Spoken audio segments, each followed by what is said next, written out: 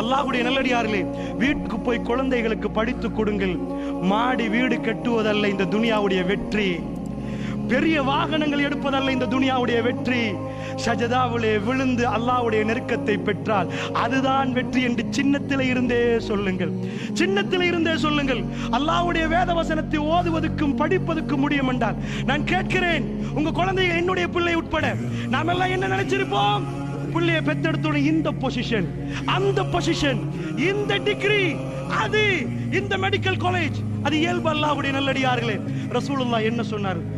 அதாவது ஹைருக்கும் மன் தஅல்லமல் குர்ஆன் வ அல்லம, உங்களில் சிறந்தவர் யார் தெரியுமா?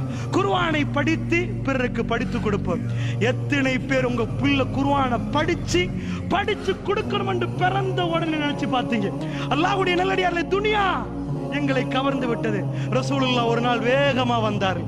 ஜலச ரசூலுல்லாஹி ஸல்லல்லாஹு அலைஹி வஸல்லம் அலல் மிம்பர், மிம்பரிலே ரசூலுல்லாஹ் உட்கார்ந்தார்கள். வஜலஸ்னா ஹவ்லஹு, நாங்கள் ரசூலுல்லாஹ்வுக்கு சூழ உட்கார்ந்து கொண்டோம்.